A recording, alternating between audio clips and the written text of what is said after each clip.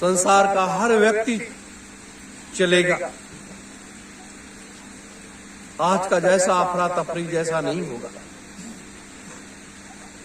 तो ऐसी व्यवस्था को स्थापित करने के लिए स्वयं इन महापुरुषों को भी एक ऐसी जगह चले जाना पड़ा जिसे हम सिद्धाश्रम और ज्ञानगंज कहते हैं।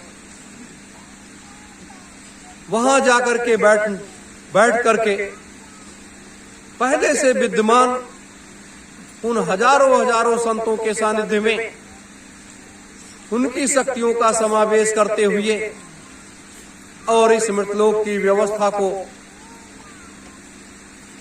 इस तरीके से बनाने के लिए वो अपने काम में लग गए। अब कोई जिंदा के रूप में, कोई मुर्दा के रूप में, कोई किसी रूप में, कोई किसी रूप में अपने अपने रास्ते पर लोग चल रहे हैं। कोई कहता है ये महापुरुष हमारे पास हैं, कोई कहता है ये महापुरुष हमारे पास हैं, कोई कहता है ये महापुरुष हमारे पास है। किसके पास है, कहाँ है, कैसे हैं, ये कहने वाले लोगों को कुछ मालूम नहीं है। उनको कुछ मालूम नहीं है कि ये महापुरुष कहाँ पर हैं और क्या कर रहे हैं, उनकी योजना क्या है, उनकी व्यवस्था क्या है और वो क्या करना चाहते हैं। मेरे धर्म प्रेमी गुरु भाई बहनों, इसीलिए इस धरातल पर हम आप सब आते हैं। 9 महीने मां के गर्भ में रहने के बाद फिर बाहर निकल करके आज जब आते हैं तब इन कार्यों में लगते हैं और अपने जीवन को धन्य बना लेते हैं। जो भी महाशक्ति, जो भी ऐसी शक्तियां इस मृतलोक में आई, उन्होंने अपने अपने हिसाब से उन कार्यों को अंजाम दिया। चाहे वो हरिश्चंद्र जी आए, राम जी आए, कृष्ण जी आए, बुद्ध जी आए, कबीर साहब आए, पलटू साहब आए, नानक साहब आए, हजारों संत महात्मा, ऋषि मुनि यति जति आए। समय के हिसाब से उन्होंने अपने अपने कार्यों को अंजाम दिया है। आज हम आप सब जब आए हैं इस मृतलोक में, तो हम लोग भी अपने अपने हिसाब से इस कार्य को अंजाम दे रहे हैं। इस कार्य को किस तरीके से हम अंजाम दे रहे हैं? लोग कहते हैं कि कुछ हो भी नहीं रहा है, कुछ दिखाई भी नहीं दे रहा है, कुछ सुनाई भी नहीं दे रहा है। अरे क्या देखोगे, क्या सुनोगे, क्या समझोगे? ये तो है नहीं कि सुदर्शन चक्र आपने चला दिया और पूरे संसार को काट करके खत्म कर दिया, फिर उसका कलंक कौन झेलता है, उसका पाप का भागी कौन पड़ता है? इस मृतलोक में जानते हो, ब्रह्मा विष्णु महेश समस्त देवी देवता कोई भी इस मृतलोक में आ जाए और अगर वो व्यक्ति अपने हाथ से किसी का वध कर देता है तो उसको पाप जरूर लगता है, उस पाप से उसको मुक्ति नहीं मिलती है। और उस पाप को धोने के लिए वो कहाँ जाता है? वो संत महात्माओं के सानिध्य में जाता है भाग करके कि अब इतना पाप कर्म कर्जा मेरे सर्प के ऊपर लद गया है, अब आप मुझे बचा लीजिए। जब वो महात्माओं के चरणों में लौट जाता है, महात्मा बड़े दयालु होते हैं कि वो 24 घंटे वो ब्रह्मा विष्णु महेश का ध्यान नहीं करते हैं। वो उस अनंत शक्ति जो है उस शक्ति का ध्यान करते हैं जो निराकार और साकार के रूप में हमेशा विद्यमान रहती है और उसमें वो लीन रहते हैं।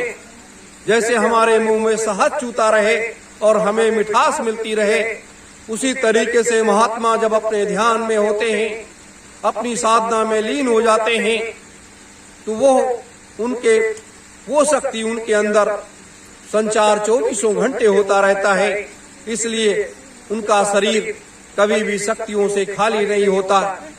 उनके पास अपार शक्तियां होती हैं और इससे वो बड़े से बड़े पापों को मुक्ति दिला देते हैं।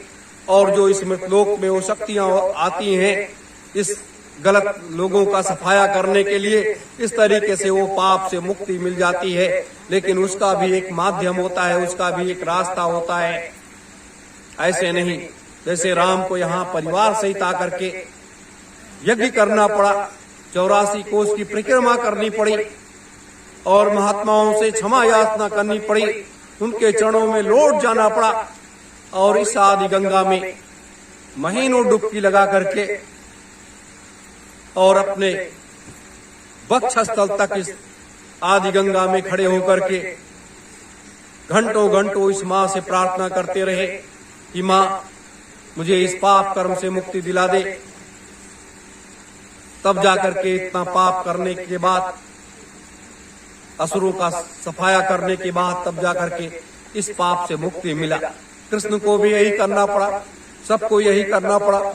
तो ये तो 88,000 ऋषियों की नहीं, ये तो युगों युगों से, ये युगों से अनादिकाल आदिकाल से ये पूजित भूमि है।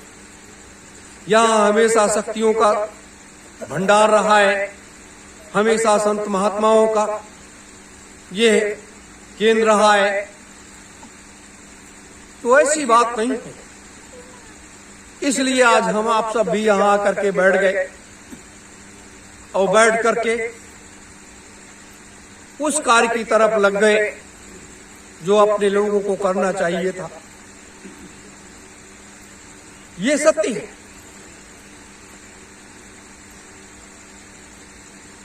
कि जिस रास्ते पर हम आप सब लोग चल रहे हैं वो रास्ता क्या है?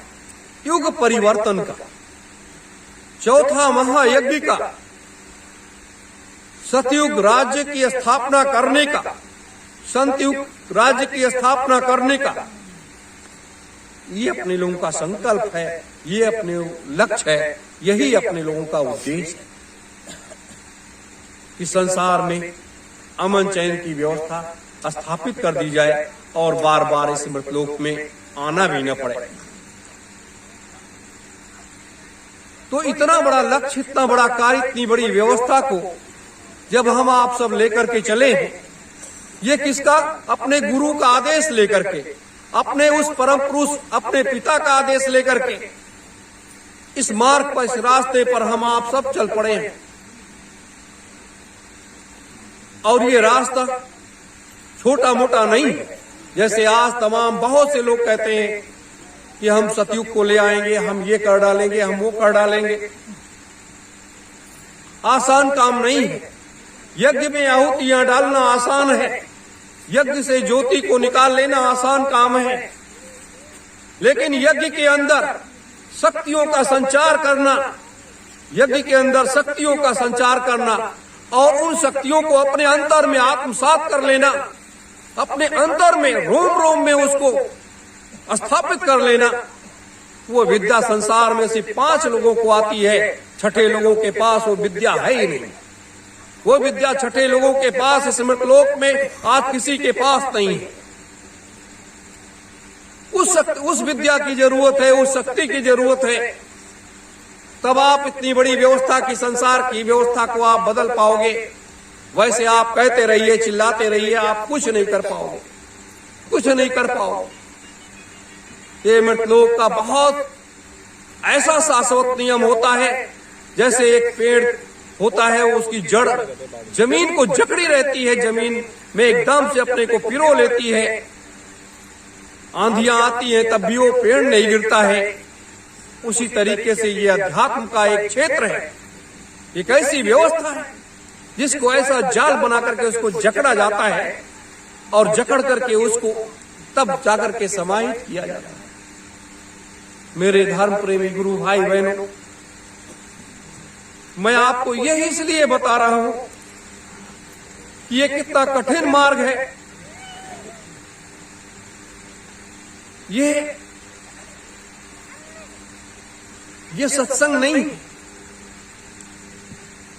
ये अध्यात्म का एक एक रास्ता है, अध्यात्म का ये एक पैमाना है कि किस तरीके से हम इस मृतलोक की व्यवस्था को बदल करके और कैसी व्यवस्था लाना चाहते हैं।